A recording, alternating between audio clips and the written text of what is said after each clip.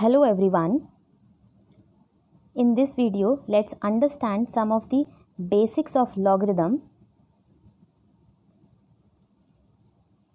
So, when we talk about logarithm in its simplest form helps us in answering a question, and that question is how many times one number do we need to multiply to get another number.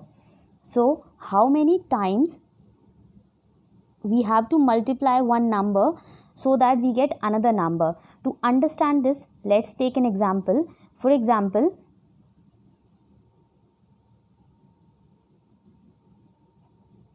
how many times 2 needs to be multiplied so that we get 8?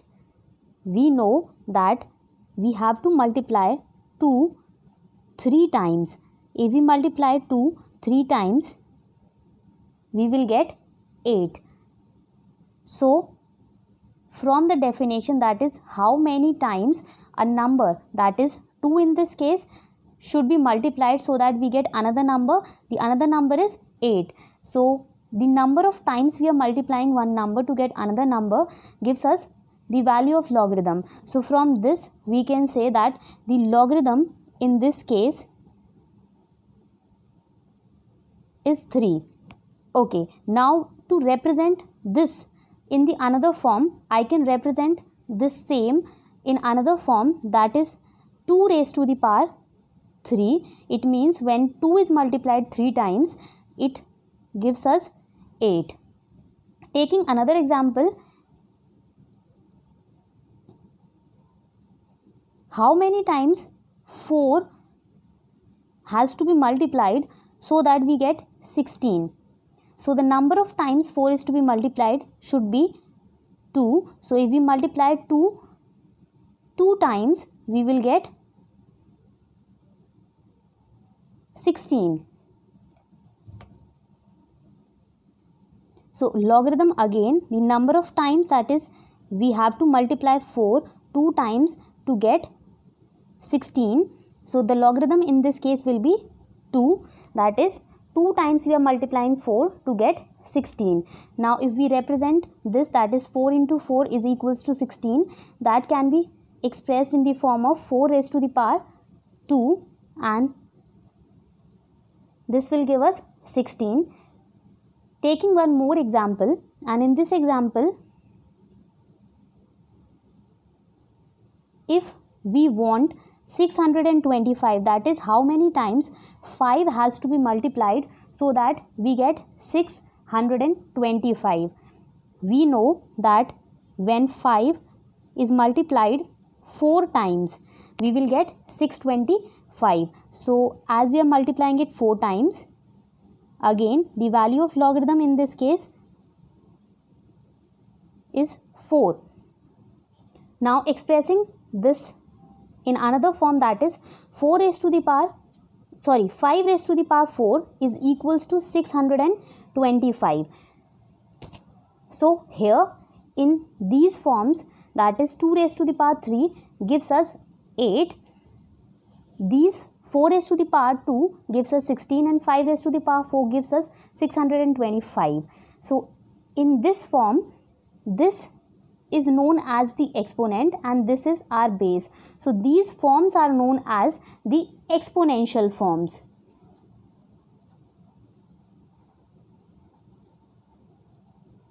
So, we have this exponential form, and in this exponential form, 3 is my exponent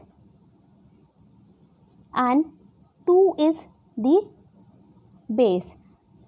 Taking another exponential form, that is 4, in this 2 is my exponent and 4 is my base. In the last example, 4 is the exponent and 5 is my base. Now, this exponential form can be expressed in the logarithmic form, and how can we express it? This 2 raised to the power 3 gives us 18. Now, it is clear from this that how many times we have to multiply one number, that is if we multiply 2 3 times, we will get 8. So, the value of log, it is quite clear that I have written here the value of log is 3. So log is equals to 3, but here log of 8 and the base of this log is 2. So log 8 to the base 2 should give us 3. Now expressing this in the logarithmic form, we can express it as log, the exponent is 2, so log 16 to the base 4 will give us 2, and expressing the last example in the logarithmic form, that will give us log 625 to the base 5 gives us 4. So the relationship is like this. In this example, in this logarithmic form, 3 is the exponent, 2 is my base. Similarly, 4 is the base and this is my exponent and this is my base. And in the last example also, this is the base and this is my exponent. Now, let's understand what do we mean by this logarithmic form and the exponential form, and what is the relationship between the two. The logarithmic form basically helps us in identifying that what is my exponent. So in this form, if you see the exponent is 3. If you see the logarithmic form helps us in answering the question that what my exponent is in any expression. So if we talk about this logarithmic form, it tells us that how many times 2, that is this base 2, has to be multiplied so that we get 8. So how many times we have to multiply 2 to get 8? We have to multiply it 3 times. Similarly, in this example, how many times we have to multiply 4 to get 16? It's quite clear that we have to multiply 4 2 times if we want to get this number, which is 16. So this is how the relationship is there, that is logarithmic form helps us in answering the question that what my exponent is. Now talking about the general representation of the exponential and the logarithmic form, we can express it like this. The exponential form can be written like this: for any real positive number a raised to the power x gives us b. Now in this exponential form, as it is quite clear that x is my exponent, a is the base, so this exponential form in the similar manner can be written as in the logarithmic form. Here my exponent is x, so log b to the base a gives us x. So the relationship is a is the base, x is the exponent, that we have seen with the help of the examples also. So in case of these forms, as a is a real positive number, so it is quite clear that a is greater than 0. When a is greater than 0, so any number, that is when a is greater than 0, any positive number raised to the power any number, whether positive or negative, will always result into a positive number. So when a is positive, when a is greater than 0, if the power of positive number is negative or positive, it will always result into a positive number, positive non-zero number. So b will always be greater than 0 and a should not be equals to 1. To understand this, that is a should not be equals to 1, I would like to take one example. For example, a raised to the power, that is, 1 raised to the power x is equals to 4. If we want to solve this problem, that is, what is my exponent in this equation, or in another example, that 1 raised to the power x is equals to 6. If we have to express these into the logarithmic form, I can express this in the logarithmic form as log 4 to the base 1 is equals to x, and this can be written in the logarithmic form as log 6 to the base 1 is equals to x. Now, when the value in the first example, for any value of x, that is, whatever be the power of 1, it will never result into 4. It will always be equals to 1. In this next example, whatever be the value of x, whether x is 2, x is 5, or x is -1 or -5, for any value, it will never be equals to 6. It will always result into 1. So in this case, we can say that when log of any number having a base equals to 1, it does not exist. So log to the base 1 of any number does not exist. So we cannot calculate log of any number to the base 1.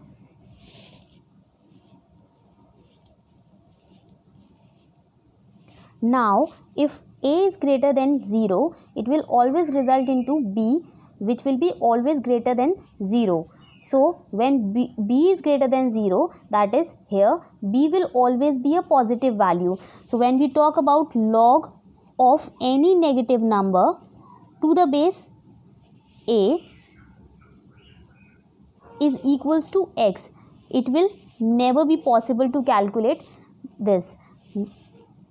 As from this relationship, it is quite clear that b will always be greater than 0. It will never be equals to 0 or less than 0. So, if we have log 0 to the base a is equals to x, it will also not be possible to calculate. So, we can say that log of negative numbers and 0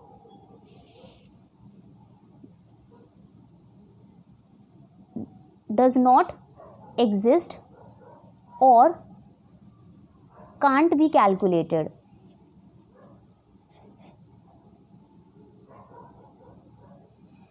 So, log of negative numbers and 0 cannot be calculated. So, you will not be able to calculate logarithm of any negative number or 0. Now, with the help of the relationship of exponential and the logarithmic form, we can answer or we can find out the values for all these. So, the first one is log 4 to the base 1. If I have to express this in the exponential form, or if we talk about the meaning of this log 4 to the base 1, it says that how many times 1 has to be multiplied to get 4. So, what should be the exponent? So, as I have already explained this, that whatever be the power of 1, it always results into 1. It will never be equals to 4. So, log of any number to the base 1 does not exist. So, we cannot calculate the log of any number which is having base 1. So, it does not exist. Now, talking about the next one, log 1 to the base a. That is, how many times a has to be multiplied so that we get 1. So, as it is quite clear that when the power of a is 0, it will result into 1. So, the answer to this is 0. So it means log 1 having any base will always result into 0. Taking the next one, log a raised to the power x to the base a. So how many times, or what should be the exponent of a so that we get a raised to the power x? If we want a raised to the power x, the power of a should be x. So the result is, the answer to this is, it is equals to x. The next one is log 100 to the base 10.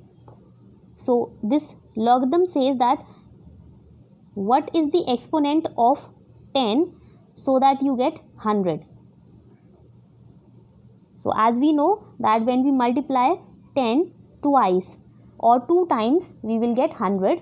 So the answer to this is 2. The next one is log 10 to the base 10. So what is the exponent of 10 so that we get 10? The exponent or the power of 10 should be 1 to get 10. So the answer to this is 1. The next one is log 0.01 to the base 10. So the power of 10, or what should be the power of 10 so that the result should be 0.01. As it is quite clear from this that when the power of 10 is minus 2, we will get 0.01. So the answer is minus 2. The last one is log 1000 to the base 10. Log 1000 to the base 10 says that what is the exponent, or what should be the power of 10 so that you get 1000. So here from this, it's very much clear that when 10 raised to the power is 3, it results into 1000. So the answer is 3. Now as we have seen, there can be any base, any non-negative value other than 1 can be the base of logarithm. So there are a number of bases of logarithm that are used, but the most commonly used bases are 2. On the basis of that, if we divide the logarithm can be divided into 2 categories. When the most popularly bases are log x to the base 10, and when log of any number which is x to the base e. So these are the 2 popular bases that are used, that is e, the Euler's number, and 10. So when log of any number having base 10, that is known as the common log, and when log of any number to the base e, that is known as the natural log. So when we talk about calculation of logarithm of any number using the log tables, basically we are talking about the common log. It means when we talk about the log tables, we are talking about the log where the base is 10. Now we have some of the laws or some of the properties that exist and that we should know.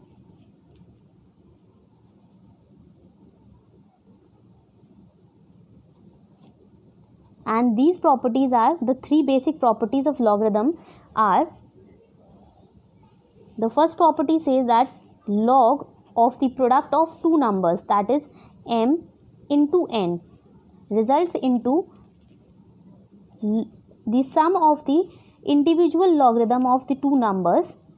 So log of n plus log of m plus log of n. The next property or the law of log says that when the log of a number expressed in the form of m upon n is there, it gives us logarithm of m minus the logarithm of n. And the last property is log of a number x having power a, that results into a, that is the power gets multiplied, and log x. In all these cases, let's assume the base as a. So here the base will be the same, or base will remain same. So these are the some of the properties or laws of logarithm that are helpful. Thank you so much for watching.